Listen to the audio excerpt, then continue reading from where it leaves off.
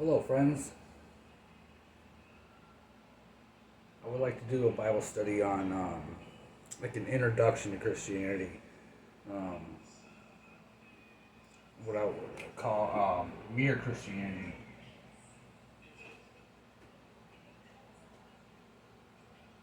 I would say a lot of people have different definitions of Christianity, whereas a Mormon considers them a Christian.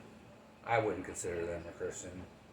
And a Jehovah's Witness or a Quaker or even a Seventh day Adventist, I wouldn't consider them a Christian. But what I want to talk about is the majority opinion of Christianity. Um, so we need to talk about the Godhead. Okay. I guess what I should have said is I'm talking about Trinitarian Christianity, which is the majority of Christians throughout since Jesus. So in the Trinitarian Christianity, God is composed of three persons. Father, Son is God, the Holy Spirit is God. All three are one in a sense. Three persons, one God. They're all the same essence, all the same will. Some would say the Father is the number one rank. Well, it's not in a sense, but in another sense, God didn't create the Son. The Son was begotten. He wasn't created. The Son has been there for eternity. The Father has been there for eternity. The Holy Spirit's been there for eternity. They're all co-eternal and act together. It's just very hard to explain, and we can only, and that's one of the characters of God, that he's incomprehensible. But this is the view given us by the New Testament, and actually, as you look at the whole Bible, this is the view that the church came up with, is that is the Trinity. And you won't find the word Trinity in the Bible, but you will find this doctrine everywhere, and especially the New Testament. The Son is God, the Father is God, the Holy Spirit is God. We only have one God, but in three persons. Not three different modes, like sometimes he's the Father, sometimes he's the Son, sometimes he's the Holy Spirit. No. There are three distinct persons, three distinct personalities: the Father, the Son, and the Holy Spirit. This is foundational. This is what you. This is the first day of Christianity class. This is very foundational and very important to understand that the Son is God, the Holy Spirit is God, and the Father is God. And sometimes in the New Testament, when he uses the word God, it's talking about the Father. And most in the Old Testament, a lot of times they assume that it was referring to the Father, but we learn that a lot of things that happened in the Old Testament was Jesus doing it. And it's fascinating to learn little glimpses of Jesus that we see in the Old Testament. Fascinating. So in Christianity, we have a beginning. So, Eastern religions don't have a beginning. And a lot of the Indian, endless cycle of death and rebirth. But Christianity has a beginning. And in the beginning, God created heaven, or the heavens. So heaven can refer to a place, or it can refer to the heavens up above. But I would say he created heaven, and then he created the earth. Who is he?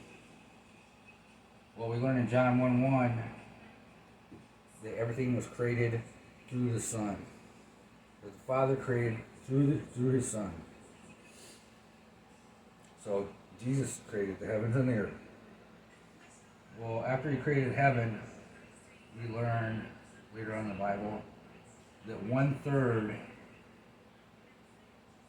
of the angels fell. There was a war in heaven. One third of the angels expelled from heaven and went with Satan. So then Satan appears in the garden. We all know the story of the garden being what we should know, where God created man to tend his garden, and then God let man name the animals, and then he saw that the man needed a companion or a helper, so he put him to sleep and created a woman out of his side. And then what happens is, we all know, the serpent came to the woman and tempted her into eating. Well, okay, I'm getting ahead of myself. There's two trees in the garden. This is very foundational. Everything in the Bible builds on everything else. So very important. This is obviously, this is the book of Genesis. This is the first book of the Bible. This is the first chapters of the Bible. You have the tree of life. You have the tree of knowledge of good and evil.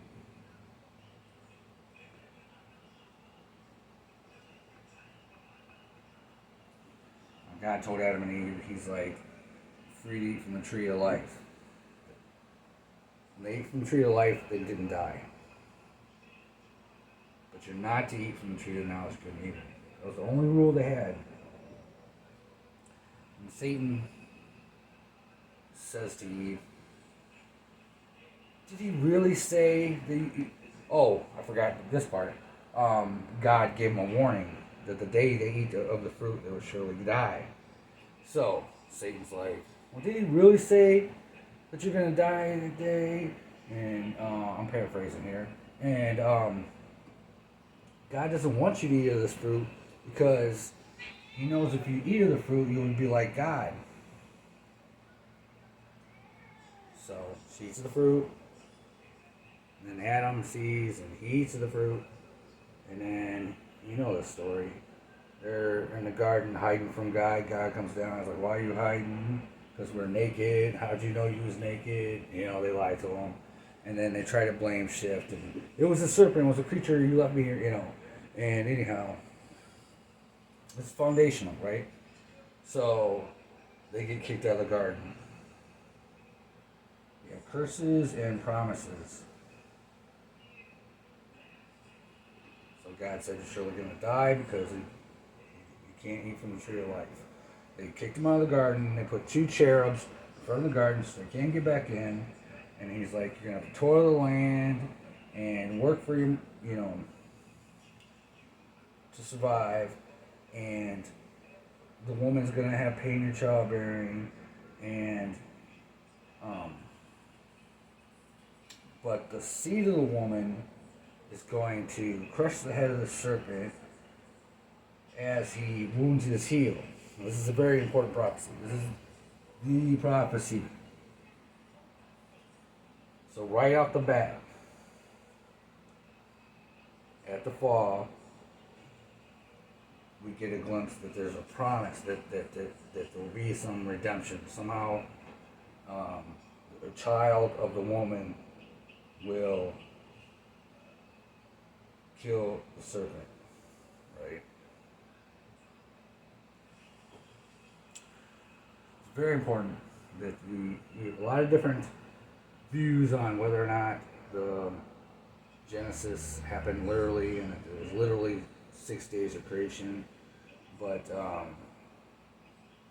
think it's really important to get the idea of the fall.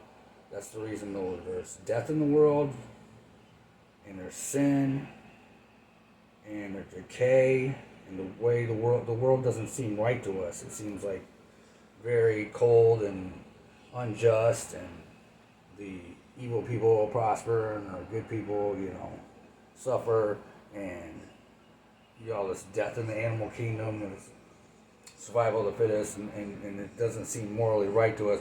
That's because in Christianity you have an answer for suffering. This is why, because there was a fall, and the Bible tells us this whole story of how God's going to redeem all this, and how the promises. You know, there's a curse, and there's a price for sin, but God promises forgiveness. Right? So very important, Genesis.